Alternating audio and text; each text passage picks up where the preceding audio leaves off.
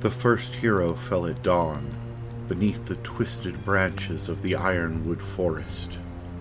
Sir Thorn, the Iron Knight, had ventured into the depths to slay the beast known as the Dread Wraith, a creature of nightmare and shadow that had terrorized the land for centuries. Clad in armor that gleamed like silver under the pale light, he carried with him the Sword of Sorrow, a weapon forged by the legendary blacksmith Eadric of Harrowfield. Eadric's name was known across the kingdoms. His weapons were said to be unmatched, each blade a masterpiece of balance and lethality.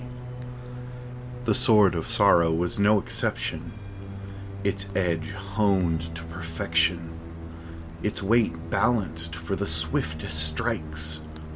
Sir Thorn had placed all his faith in the blade as he entered the heart of the forest, where the air grew thick with the stench of decay and the trees whispered of death. But when the Dread Wraith appeared, emerging from the shadows, a towering figure of darkness with eyes like burning coals, the Sword of Sorrow betrayed its master. Sir Thorn swung the blade with all his might, aiming to cleave the beast in two, but the sword shattered upon impact, its fragments falling to the ground like brittle glass. The Iron Knight had only a moment to register his doom before the Dread Wraith's claws tore through his armor, rendering flesh from bone. His screams echoed through the forest, mingling with the triumphant howls of the beast, until there was only silence. By the time the sun rose, Sir Thorn's body was nothing more than a bloodstain on the forest floor, his shattered sword lying beside him as a testament to his failure. The second hero fell at dusk, beneath the blood-red sky of the Crimson Wastes. Lady Rhiannon, the Lioness of the South, had journeyed to the barren desert to confront the Sand Serpent, a monstrous creature that burrowed beneath the sands and devoured entire caravans whole. She was armed with the Spear of Valor, another creation of Eadric's forge, a weapon crafted to pierce even the toughest of hides. Lady Rhiannon was a warrior of renown, her courage unmatched, her skill with the spear legendary. She had faced down countless foes in her time, but none as fearsome as the Sand Serpent. The beast was said to be as large as a castle, with scales harder than steel, and a hunger that could never be sated.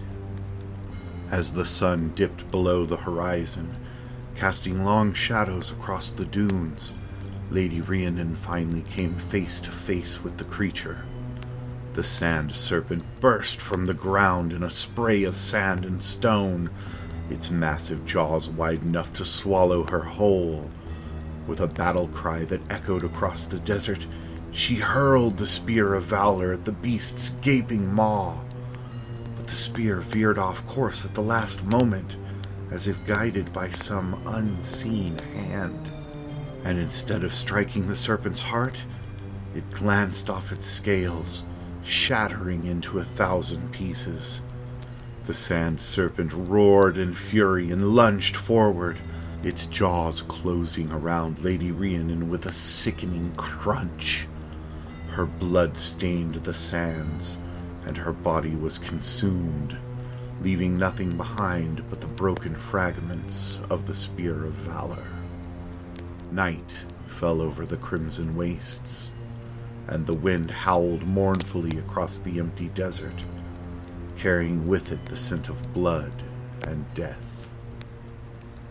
Some time later, Eadric of Harrowfield sat by the hearth in his forge, the flames casting flickering shadows across his weathered face. His hands, once strong and steady, now trembled as he held a missive in his grasp. The parchment was stained with blood, the seal of the Iron Knight broken. It was the third such letter he had received that month, each one bringing news of another hero fallen, another weapon shattered. The first had been Sir Thorn, followed by Lady Rhiannon, and now it was Lord Dane, the Dragon Slayer. Each had wielded a weapon forged by Eadric. Each had met a terrible end. The Sword of Sorrow, the Spear of Valor, and now the Axe of Fury. All had failed in the hands of those who trusted them. "By the gods," Eadric muttered, his voice thick with despair. "What have I done?" He had always prided himself on his craft, on the skill that had earned him fame and fortune. Kings and queens sought his work. Knights and warriors clamored for his blades. But now, that pride had turned to ashes in his mouth. His weapons, once symbols of strength and valor, had become instruments of death and despair. The blacksmith rose from his seat, his legs unsteady, and crossed the forge to where his anvil stood. The tools of his trade lay scattered around it: hammers, tongs, files, all of them tainted by the curse that had befallen him. For that was the only explanation that made sense. Eadric was cursed, his forge tainted by some dark magic that twisted his creations into harbingers of doom. He had first noticed the change months ago, when a simple dagger he had crafted for a merchant had turned in the man's hands and slit his throat. Eadric had thought it a tragic accident, nothing more. But then there had been swords, spears, axes, each one bringing death to its wielder in some horrific fashion. It was as if the weapons themselves thirsted for blood, and they would not be satisfied until they had claimed the lives of those who dared to wield them. Eadric knew who was responsible for this curse. There was only one person who had the reason to hate him enough to do this: Elara, the witch of the Weeping Marsh. She had been his lover once, long ago, before he had left her. He had been young and foolish, blinded by ambition and the lure of wealth. Elara had begged him to stay, had warned him of the consequences, but he had not listened. And now he was paying the price for his betrayal. "Forgive me," he whispered, though he knew there was no one to hear. "I was a fool." The curse had to be lifted. He couldn't bear the thought of another hero falling because of his work, another life lost because of his hubris. But how? How could he undo what had been done? How could he break a curse cast by a witch as powerful as Elara? There was a way. He would have to find her, face her, beg her for mercy. He would have to journey to the Weeping Marsh and plead with her to lift this curse. It would be a dangerous journey, but Eadric had no choice. He couldn't continue to live with the blood of these innocents on his hands. With a heavy heart, Eadric began to prepare for the journey. He gathered his tools, his finest weapons, provisions for the road.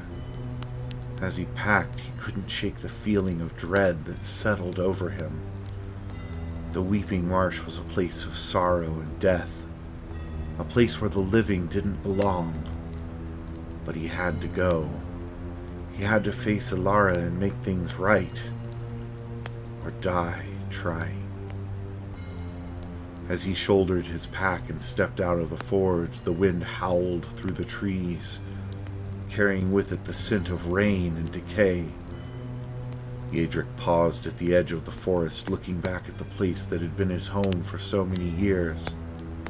The forge stood silent, the fire in the hearth reduced to embers. It was a place of memories, both good and bad, but now it was tainted by the curse that had turned his life into a nightmare. With a deep breath, Eadric turned away from the forge and began the long journey to the Weeping Marsh. The road ahead was fraught with danger, but he knew there was no turning back. His only hope was that Alara would show him mercy, that she would lift the curse and allow him to redeem himself.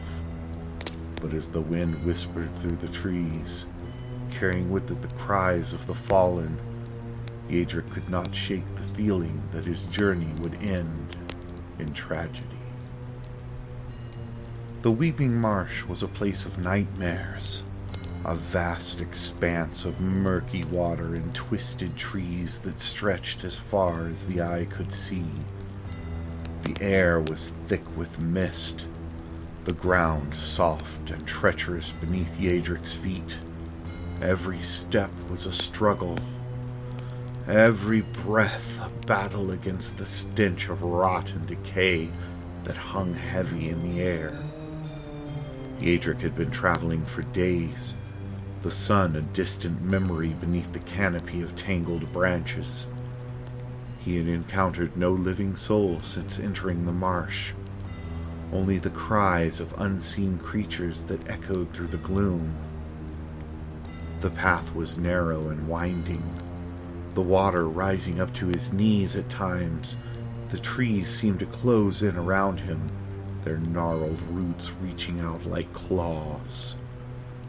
But Eadric pressed on, driven by the memory of the heroes who had fallen by his cursed weapons. Sir Thorn, Lady Rhiannon, Lord Dane, each one a life lost because of his pride and folly. He could not let their deaths be in vain. He had to find Alara and beg her for forgiveness, no matter the cost. The witch's lair was said to be at the center of the marsh, in a place where the water was black as night and the trees wept blood. It was a place few had seen and lived to tell the tale, a place where the dead walked and the living were not welcome. Eadric had heard the stories, the tales of those who had ventured into the marsh and never returned, but he had no choice. The curse had to be lifted, and only Alara could do it. As he trudged through the muck, his thoughts drifted back to the time when he and Alara had been lovers. She had been beautiful then, with long raven hair and eyes like emeralds. They had met by chance, a fleeting encounter that had quickly turned into something more. Eadric had been captivated by her beauty, her wit, her power. But he had been young, foolish, and hungry for success. When the opportunity to forge weapons for the king had come, he had left her without a second thought, chasing after his dreams of wealth and fame. He had not seen her since, but he had heard rumors. Rumors that Alara had retreated to the Weeping Marsh, a place of sorrow and despair, and had become a witch, feared and reviled by all who knew her. They said she could summon storms with a word, turn men to stone with a glance, and curse those who wronged her with a fate worse than death. Eadric had dismissed the stories as superstition, the fanciful tales of peasants and fools, but now, as he walked through the marsh, he realized how wrong he had been. The curse was real, and it was powerful. It had tainted his forge, twisted his creations, and brought death to those who trusted him. And it was all because of Alara. She had done this to him, out of revenge for his own betrayal. And now he had to face her and beg for mercy. But as he neared the heart of the marsh, Eadric's resolve began to waver. The trees grew thicker, their branches twisted into grotesque shapes. and the water turned black and foul, sucking at his boots with every step. The cries of the creatures grew louder, more insistent, as if they were mocking him, daring him to continue. And then, through the mist, he saw it, a place where the trees wept blood. It was a small clearing, the ground bare and wet, with a single tree standing in the center. The tree was ancient, its bark blackened and cracked, and from its branches hung long strands of red sap, dripping down like tears. The air was thick with the scent of blood and decay, and the water around the tree was dark and still, like a pool of ink. Eadric approached the tree slowly, his heart pounding in his chest. He could feel the presence of something powerful, something ancient, watching him from the shadows. The air was heavy with magic, a dark and twisted energy that made his skin crawl. And then she appeared. Ilara stepped out from behind the tree, her form shrouded in mist, her eyes glowing with an unnatural light. She was no longer the beautiful woman he had once known. Her skin was pale and cold, and her eyes were filled with a darkness that chilled him to the bone. "Eadric," she said, her voice soft and melodic, yet tinged with a cold, cruel edge. "You have come at last."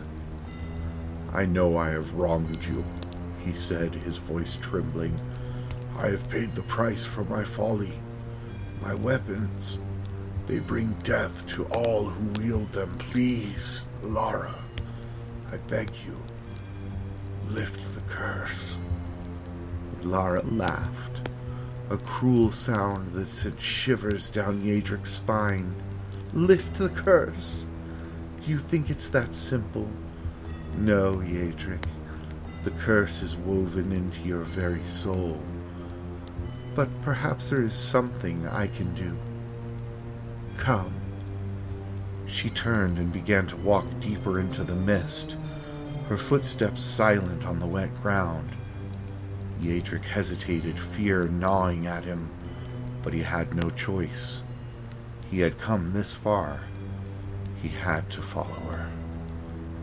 Ilara led him through the marsh, the mist parting before her as if it feared to touch her. The trees grew taller, their branches hanging low and heavy, and the ground became more solid, though the air remained thick with the smell of rot. After what felt like hours, they reached a clearing. In the center stood a small, crooked house made of dark wood, its roof sagging and its windows glowing with a dim, eerie light. "Come inside," Ilara said, her voice cold and commanding. Eadric followed her to the door, his heart pounding. The house looked as though it had been abandoned for centuries, yet it radiated a dark, sinister energy that made his skin crawl. Ilara pushed the door open, and a gust of cold air rushed out, carrying with it the scent of herbs and decay. Inside, the house was as unsettling as the marsh. The walls were lined with shelves filled with jars of strange, unidentifiable substances. The air was thick with the scent of burning herbs. A fire cracked in the hearth, casting flickering shadows that seemed to move of their own accord. In the center of the room was a table, and on it sat a teapot and 2 cups, both of them cracked and stained. "Sit," Ilara said, gesturing to the table. Eadric hesitated, but did as he was told, lowering himself onto one of the rickety chairs. Ilara took the seat opposite him and began to pour the tea. the dark liquid steaming as it filled the cups. She pushed one of the cups towards him, her eyes gleaming with amusement. "Drink," she said, a smile playing at the corner of her lips. Eadric stared at the cup, his hands trembling. The tea was dark and thick, almost like blood, and the smell of it made his stomach turn. He had heard stories of witches and their potions, of how they could bend a man's will with a single sip. He knew he shouldn't drink it, but Alara's gaze was piercing, and he knew she was watching him, waiting to see what he would do. "You're afraid," Alara said, her voice softening, though there was still a cruel edge to it. "You were never afraid of me before." Eadric looked up, his throat dry. I was a fool then. I didn't know what you were capable of." "And now you do," she said, a hint of satisfaction in her voice. "Good. Fear is a powerful thing, Eadric. It keeps you alive. It makes you wise. You are wise to fear me." She took a sip of her tea, her eyes never leaving his.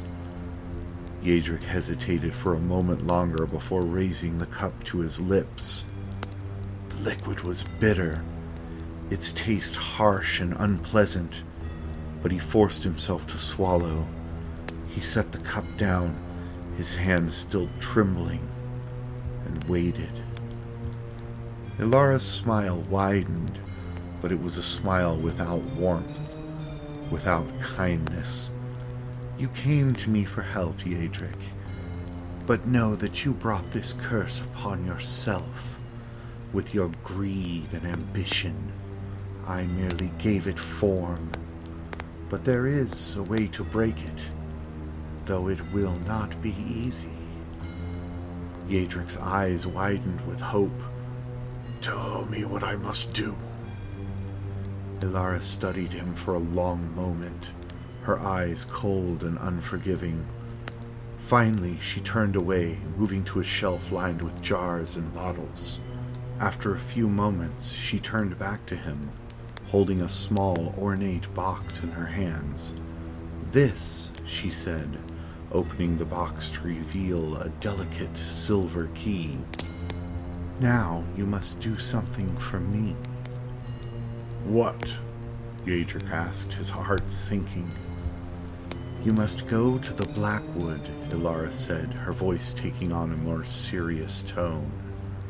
"There, in the heart of the forest, you will find a creature, an ancient, unholy beast that has plagued these lands for centuries. You must kill it and bring me its heart. Only then will the curse be lifted." Eadric felt a chill run down his spine at her words. The Blackwood was a place of nightmares, a dark, twisted forest where few dared to venture. And the creature she spoke of? He had heard stories. Tales of a beast that was said to be invincible, a monster that could not be killed by any mortal weapon.